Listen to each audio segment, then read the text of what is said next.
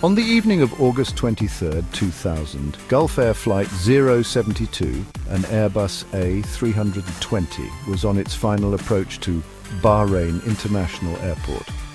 What initially appeared to be a routine landing quickly turned critical. The aircraft was aligned with the runway from 9 nautical miles out, but it was not properly configured for landing. The flight crew faced an urgent situation as their airspeed had escalated to 313 knots, far too high for a safe landing. With the runway rapidly approaching, the pilots needed to act fast to regain control. Would they succeed, or was this flight doomed to end in disaster just minutes before reaching the ground? Earlier that afternoon, Gulf Air Flight 072, an Airbus A320 registered as A40EEC, began boarding in Cairo, Egypt, bound for Bahrain. The flight crew was relatively inexperienced. In command was Captain Iyad Shakib, a 37-year-old Bahraini national with about 4,400 flight hours, but only 86 hours as pilot in command.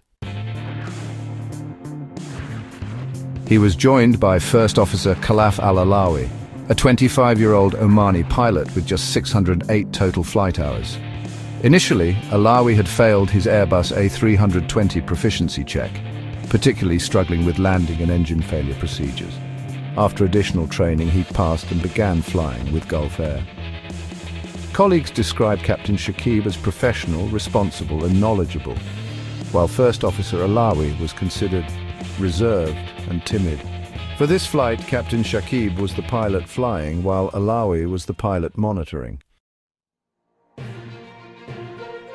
The flight carried 135 passengers and 6 flight attendants, making a total of 143 people on board.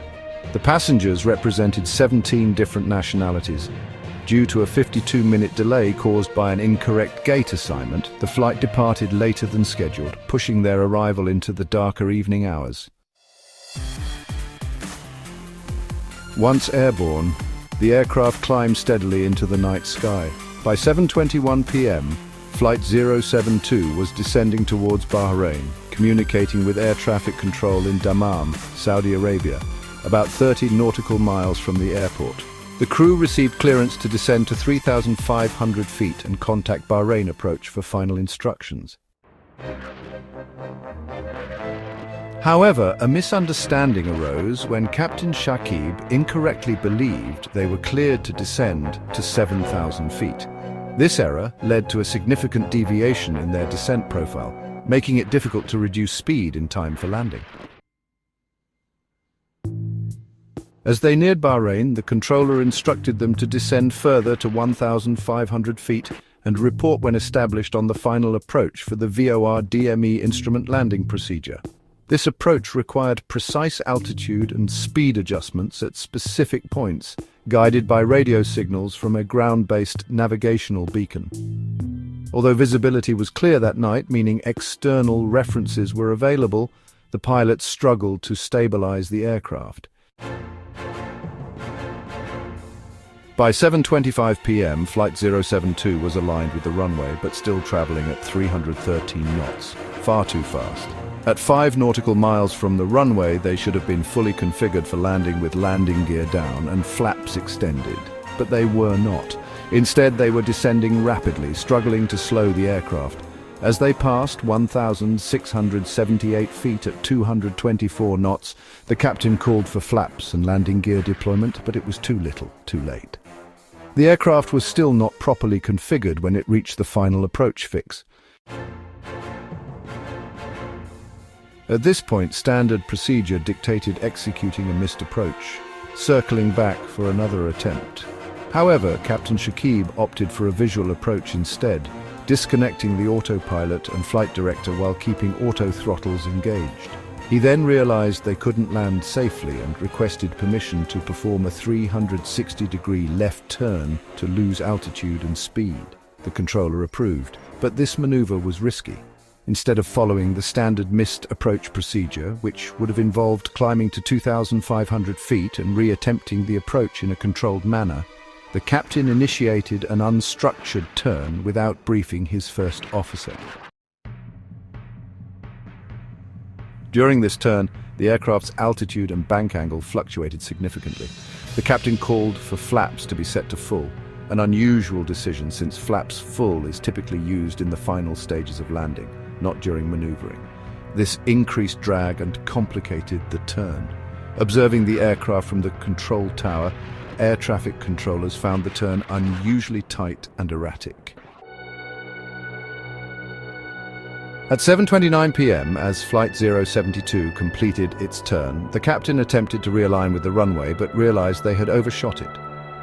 He quickly initiated another left turn while requesting a go-around. The controller approved, instructing them to climb to 2,500 feet and fly a heading of 300 degrees. The auto throttle was disengaged, full takeoff power was applied, and the landing gear was retracted. However, once the aircraft passed the runway, the pilots lost sight of the airport lights and were left in complete darkness over the Persian Gulf. Without visual references and experiencing the effects of somatogravic illusion, a disorientation where rapid acceleration in darkness can make a pilot feel as though they are climbing, Captain Shakib mistakenly believed they were in a steep climb. To compensate, he pushed the control stick forward, unknowingly sending the aircraft into a dangerous descent. As the aircraft plunged, the ground proximity warning system issued a series of urgent warnings. Sink rate, pull up!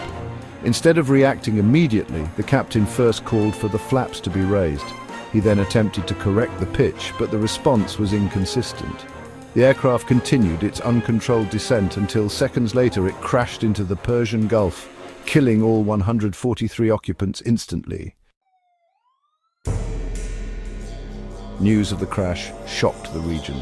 Rescue teams quickly responded to the accident site, located 4 kilometers northeast of the airport, but there were no survivors. Divers searched through the wreckage, retrieving bodies and flight recorders from 3 meters of water.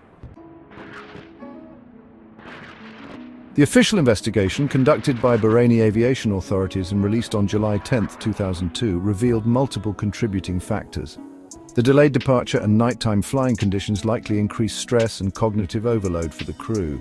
Additionally, Captain Shakib's limited experience as pilot in command of the A320 may have played a role in his decision-making under pressure. Analysis of the cockpit voice recorder and flight data recorder highlighted significant miscommunication and rushed decision-making. The improper approach briefing, the failure to stabilize the aircraft before final approach, and the poorly executed 360-degree turn all contributed to the accident. Crucially, the captain's misinterpretation of spatial orientation during the go-around, caused by somatogravic illusion, led to the fatal nose-down input. The tragedy underscored the importance of proper pilot training and adherence to standard operating procedures. In the years following the accident, pilot training programs were revised to emphasize spatial disorientation awareness and better decision-making under stress. Gulf Air also retired the flight number 072, replacing it with flight 070 for future Cairo-Bahrain routes. Ultimately, the crash of Gulf Air Flight 072 serves as a sobering reminder of the importance of experience, communication, and procedural discipline in aviation. It highlights how small errors, when compounded under pressure, can lead to catastrophic consequences.